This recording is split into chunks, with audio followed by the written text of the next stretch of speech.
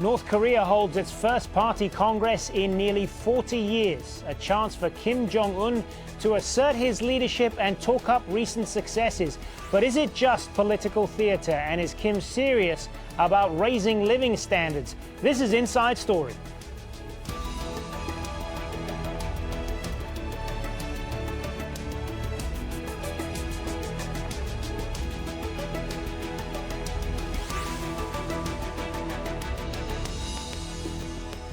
Hello and welcome to the program. I'm Hazem, Sika. It's been called a once-in-a-generation political event, the first party congress to be held in North Korea since 1980, before Supreme Leader Kim Jong Un was even born.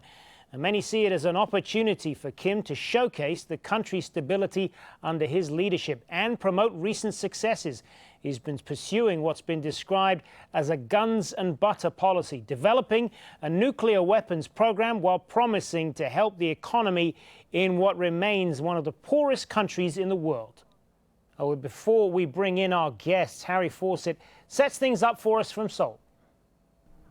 Well, this is the first Workers' Party Congress to be held since 1980. In the 36 intervening years, there has been none, despite the fact that in that event it was mandated there should be a Workers' Party Congress every 5 years.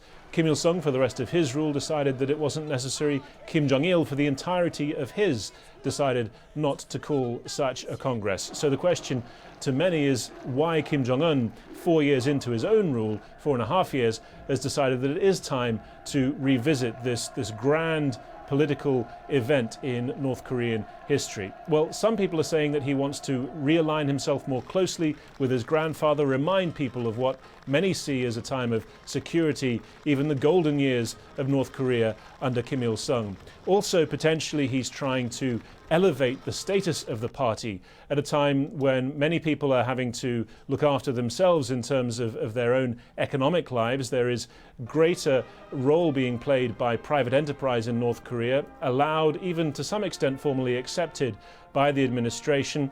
And also the fact that Kim Jong-un has been seen to be really moving the center of gravity back from the military, which had been invested with so much power under Kim Jong-il, his father, towards the party.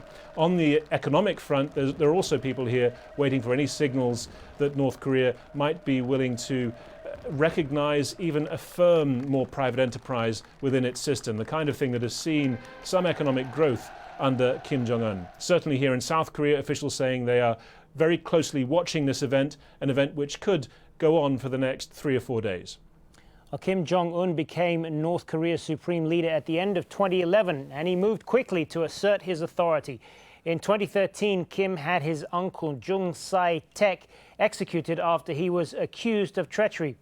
That was only the first of several reported executions, including top military officials. Kim has also alienated North Korea's only ally, China, by continuing its nuclear and missile tests. The alleged hydrogen bomb test in January particularly angered China. But Kim has also tried to improve the standard of living in the country. His government has reportedly allowed a market economy to emerge, though official policy has not changed. So let's bring in our guests then for this discussion. Joining us from Seoul, we have B.J. Kim, Adjunct Professor at the Hankuk University of Foreign Studies. In London, we have Alison Evans, Senior Analyst at IHS Country Risk. And also in Seoul via Skype, Jean Lee, Global Fellow at the Wilson Center. Jean also opened the first Associated Press Bureau in Pyongyang in 2012. Good to have you all with us then. So B.J. Kim, let me start with you. Now, obviously, with a regime as secretive as North Korea, a lot of this is going to be guesswork. But what do you think we should expect from this party congress? Well, several things here. First of all, Kim Jong-un should have presented his achievement in front of the Congress. Last time when it took place 36 years ago, Kim Il-sung, his grandfather, took about 5 to 6 hours to go over his achievements from the previous, event. And this time, there are different kind of speculations about Kim Jong-un's, the young leader's health condition, whether he could do so or not. But absolutely, the report on achievement would be one. And another one would be reshuffling of the key members of the leadership here. And widely it's expected that old guards will be replaced by younger folks. So that should be coming up soon, maybe tomorrow or coming days or so. And so those two will be very important ones. In addition, perhaps we're expecting Kim Jong Un, the young leader, may actually get his official new title that will match those of his father and grandfather. So the title, replacement of the staffs or membership of the members of the leadership, and also the review of the achievements. Jean Lee, as we said at the top there, as a foreign correspondent, you were able to get some rare access inside North Korea as a reporter there. Based on that, what do you think we can glean from this Congress, and what life is like as well for people under the DPRK? So it's been very interesting to see how they've done things this time around. Of course, it's been 36 years. Foreign correspondents were invited to cover the party Congress, but as you may have seen, they have been stuck outside the April 25th House of Culture. So still that kind of barrier between what they consider information that they want to keep domestic for the people and what they want to tell the outside world. I did, as a reporter who was based in Pyongyang, have the opportunity to go into some of these closed meetings. So did have a chance to see what it's like to be inside one of these closed political meetings, certainly not at this level. One thing I do think about this Congress that we've seen is we've seen them carry out a 70-day speed campaign, which is what his grandfather did and his father did as well before big events like this. And that we do need to look closely at. We need to look at the cost, the human cost in terms of labor to put on an event like this. 70 days, 70 nights of toiling to build the city, churn out coal, and also to build the products, some of the consumer products that they are going to be doling out to the citizens during this party Congress. Alison Evans, what is the ultimate purpose of this Congress, and why now after 36 years? I think BJ's right to point out that the main purpose of the Congress is to emphasize Kim Jong Un as the ruler and to sort of lay out the policy that the new people elected to the Workers' Party's Central Commission will be implementing over the next few years. I think it's likely that there will be an emphasis on continuity, on Kim Jong-un's policy of Byungjin, or dual progress, in both economic and military development. But I also think Jean is right to point out that the 70 days leading up to this Congress will have taken a great toll on the population, and it will be important to emphasize how that has just built on the growth in the economy in the last few years. According to South Korean data, North Korea's GDP only actually surpassed its 1989 peak in 2012. So it's important that that economic growth continues for the North Korean people. Jean Lee, if I come back to you on this, I mean, we talked there about the economic liberalization that Kim Jong Un has decided on for North Korea to a limited extent. But do you think that there is perhaps a danger that, you know, because you're opening this up to market reforms, there's a certain amount of decentralization there of power, gives people a little bit of independence? Could that be a possible threat to his leadership in the future? So they are really leadership is trying to find the right balance here. They do want to follow some of the examples of China, but they're also watching to see what happened with China, and certainly don't want their way of life and their way of their political system, their way of thinking to disappear the way things have changed so quickly in countries around them. They do recognize, however, that the state cannot support the people the way that it did in the past, and that is not something that they can pretend anymore. So they do have to allow the people to find ways to make their own money, and that is a very open fact of life now in North Korea. So what they're trying to do is to give the people a little bit of space to do that, and also to give them the incentive to work a bit harder, but also to keep a little bit of control so that it doesn't spiral out of control. They don't go the way that China has in terms of a market economy. So it's been very interesting to see them toe that line. We've certainly seen them go back and forth in terms of how comfortable they are with allowing this system to open up. BJ Kim, what do you think is behind these market reforms then? Well, what's behind it? That's a good question. But for decades we've been assuming those of us on this side of the world have been assuming that North Korea will need market reform after seeing the collapse of communism. Let's say 30 years ago, the central planning doesn't work usually, and North Korea would not be no exception. So we've been waiting for this kind of change in North Korea, but somehow they managed to manage their system without doing so, and so far.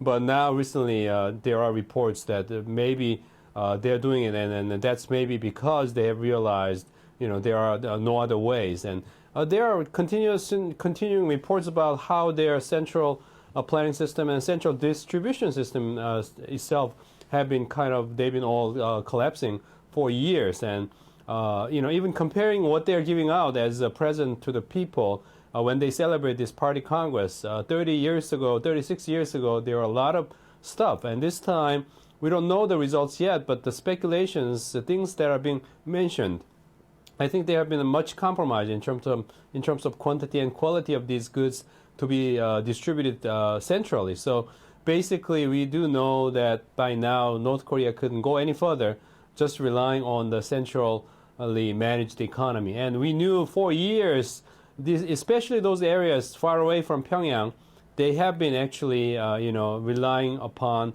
the officially unrecognized but de facto market system. So nowadays, for the past few days, we're hearing foreign reporters actually reporting on seeing things like small markets and stores in Pyongyang areas, and we only get to see those things in Pyongyang now. But things have been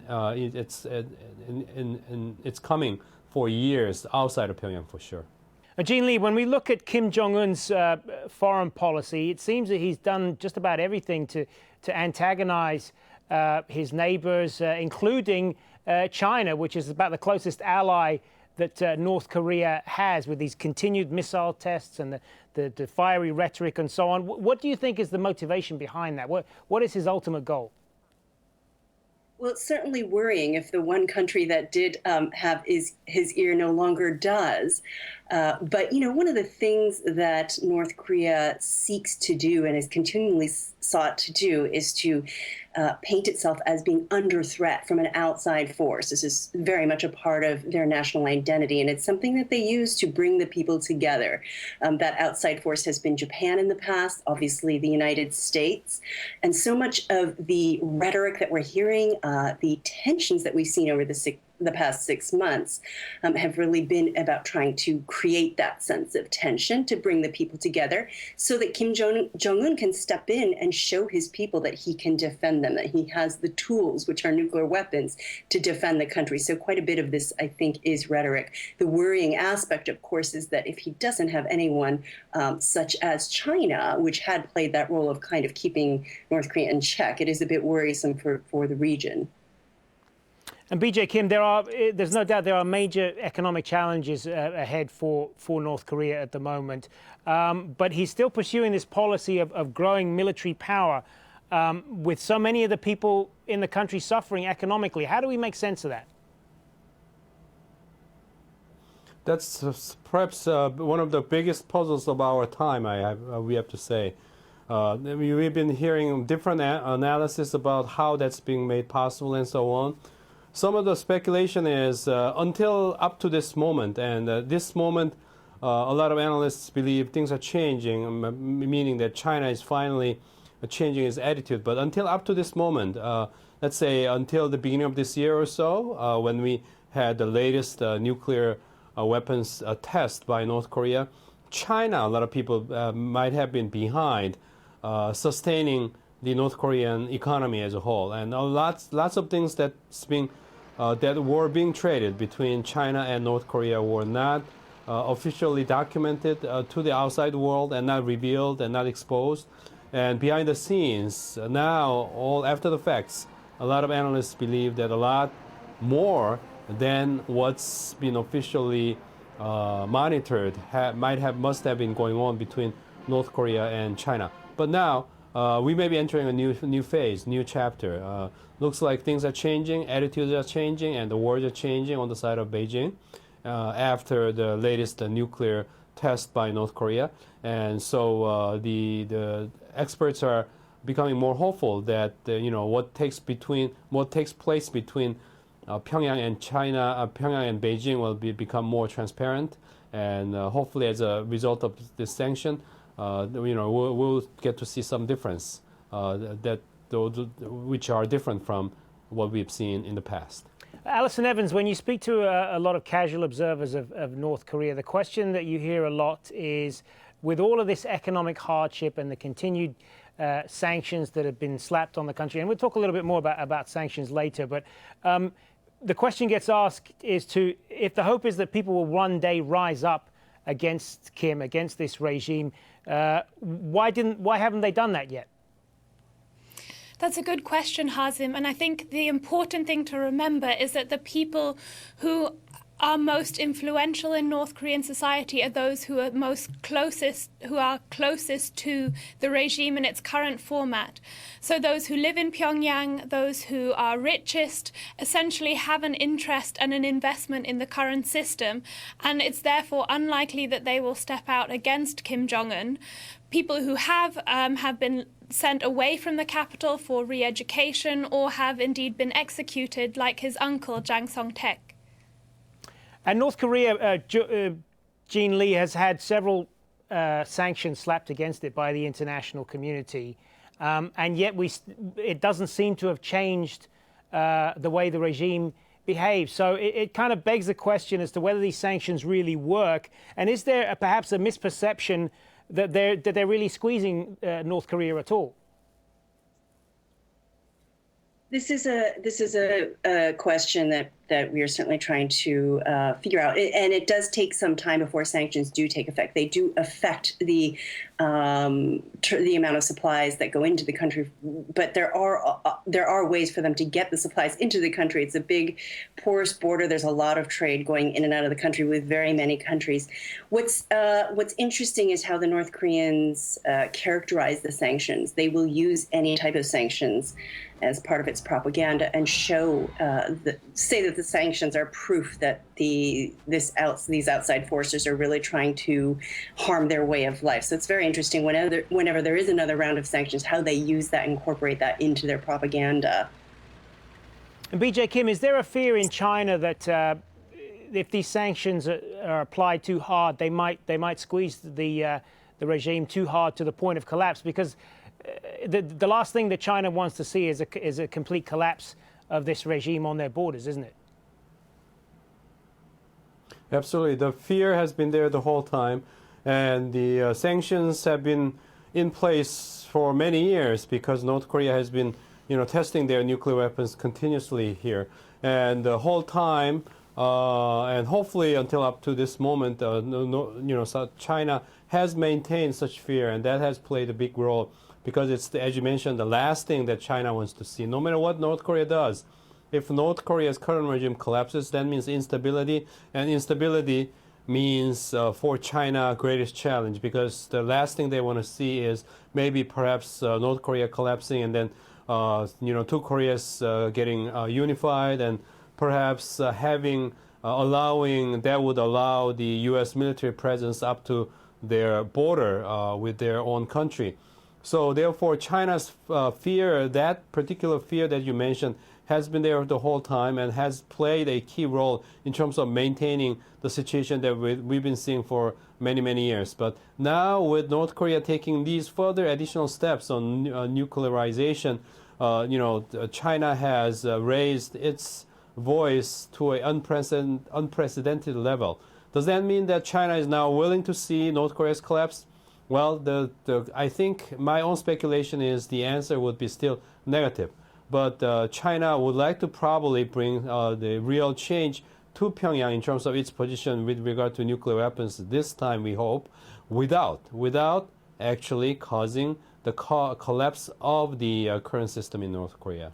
Jean Lee, in the time that you spent reporting in North Korea, how much, or was there any kind of work that you were able to do unsupervised? I mean, did you have minders with you the whole time? What was your sense of the mood of people there?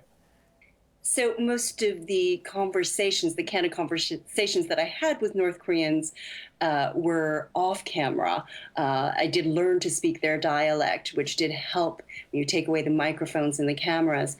And to be honest, these are people who are living a very difficult life. It's a very difficult life that they're leading, even if they are elites living in Pyongyang. Every day is a struggle with a lack of electricity, certainly a chronic food shortage. So make no mistake, if you look at the propaganda, they're certainly putting forward a certain picture.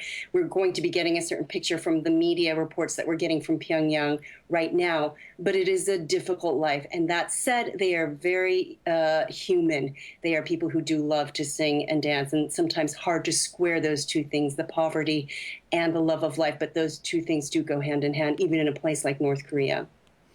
And BJ Kim, when we look at much of what happens in North Korea, congresses like this and all of these party events and so on, they all look very stage managed and rehearsed and all just very kind of neat, and everything's all in a row. But how much of this is political theater, is just for kind of public consumption to distract people's attention away from the chronic problems in the country? 100%, I should say, because I mean, it's very difficult to imagine that these people are actually doing this out of their own volition. Or I'm sure after decades of isolation from the world, many of them may actually hold a true belief that this is the heaven they're living in. But however, as we have been told, it's been many decades when through which this country has been living in this kind of very special circumstances, and we are hearing that North Koreans are even watching, under the cover, watching South Korean TV dramas and so on. So we do know that North Koreans have been increasingly exposed to the news and the things, information about what's happening outside the world. So it's difficult to imagine that these people are actually doing all this out of their 100% pure volition. And so we have to assume, to answer your question, 100%, this is political theatrics. Jean Lee, just turning back to you for what's probably going to be the final time. How do you see all of this playing out in North Korea right now? Again, I appreciate that much of this is based on kind of conjecture and guesswork. Well, this is essentially a coronation for Kim Jong Un, and it's certainly interesting to watch this unfold. As you mentioned, it has been nearly 4 decades that we haven't had a ceremony like this. What's interesting to me is to see how North Korea combines tradition, which is very important in North Korea, with something more modern. They are certainly hewing to tradition with this party Congress. I did a little bit of research into what happened in 1980, essentially by going back into Kim Jong-un's own biography to see how things played out. And they are certainly going to be following that template, but things are going to be very different. This whole emphasis on nuclear weapons was certainly not part of the formula in 1980. So we'll certainly see how Kim Jong-un combines tradition and this sense of modernity as he brings the country forward. All right, and on that, we are going to have to leave it. Thank you to our guests, BJ Kim and Jean Lee, as well as Alison Evans, who joined us a little earlier. And thank you for watching as well. You can see the program again anytime by visiting our website, aljazeera.com. And for further discussion, go to our Facebook page. That's facebook.com/AJ Inside Story. You can also join the conversation on Twitter. Our Twitter handle is @AJ Inside Story. From me, Hazem, Sika, and the whole team here, bye for now.